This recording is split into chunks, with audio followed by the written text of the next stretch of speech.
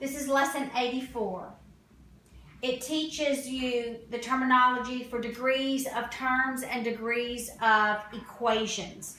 If we're talking about individual terms, any term that is a value or a number, the degree is always 0 of that term. If we have x cubed, the degree of that one individual term is 3. It's whatever the exponent is, okay? If you have a term that has multiple variables, like x squared, y, and p, you would add the exponents, and that's the degree of the term. So x is raised to the second power, y to the first, m to the first, p to the first. So the degree of this term is 5. Now what if you have a number mixed with a variable, such as 4x? 4 is a 0 degree term, x is 1, so the degree is still 1. This deals with individual terms. Now what about degrees for polynomials? Degrees for polynomials, the degree equals the degree of the highest term. So far we have dealt in graphing first degree terms. Y equals mx plus b. They've all been linear. All of our equations that we've graphed have been linear. That means they're lines. And these are first degree equations because the highest degree of any term is 1. Okay? Where are we moving? We're moving to second degree polynomials, the quadratic equations. We're moving towards hyperbolas, parabolas, the circles. Okay? So anytime we have a linear equation, let me make some more space here. For linear equations, all linear equations, so that means first degree equations,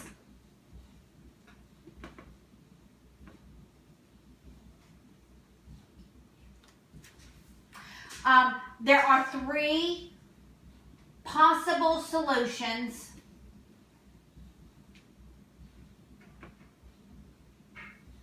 for 2 of these types of equations, for 2 linear equations. And I will draw pictures of them. The first one is they intersect at 1 point. They have 1 point of concurrency. All right, so this is what this type of solution would look like, right? They have 1 point, 1 intersection, 1 point of concurrency. That's one possible solution. A second possible solution is that they intersect at every point. All right, so if they intersect at every point,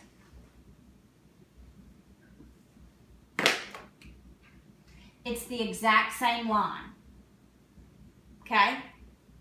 Or the third possibility is that they never intersect. And what would that look like? Can you guess? What? Parallel lines. Those don't look parallel. Okay? All right. So to solve the point of concurrency or 1 point that they might have in common, how do we solve when we have 2 linear equations? Well, the first thing we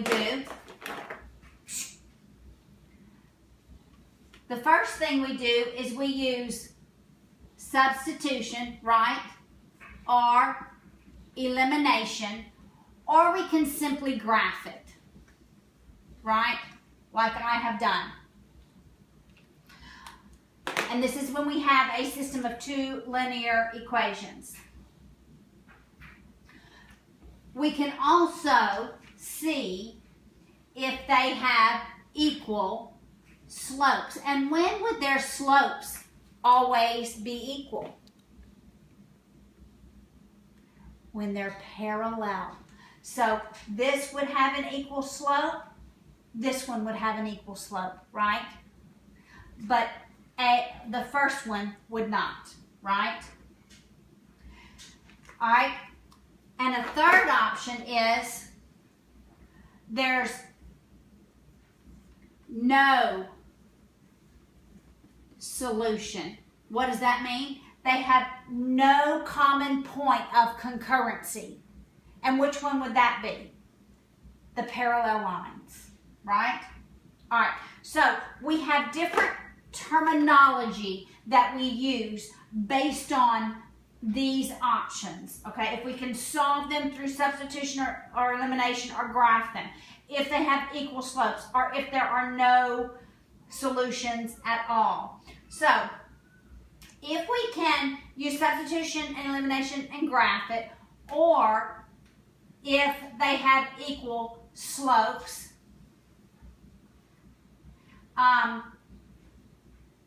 and have at least one point in common, all right? And if they have at least one point in common, we call them consistent. I'm gonna have to make room up here, guys. All right, so I am going to say A would be consistent equations. So they're consistent equations if we have at least one common solution. All right, so which ones have at least one common solution? That would be 1 and 2. So this and this equation, these two graphs, we would call those equations consistent, okay?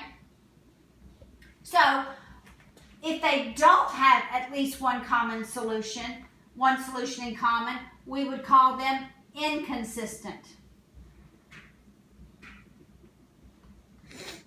And the only inconsistent equations we have are the parallel lines. So that's number 3. All right, so we have consistent and inconsistent, all right? Another option is dependent and independent. So I'll write C for dependent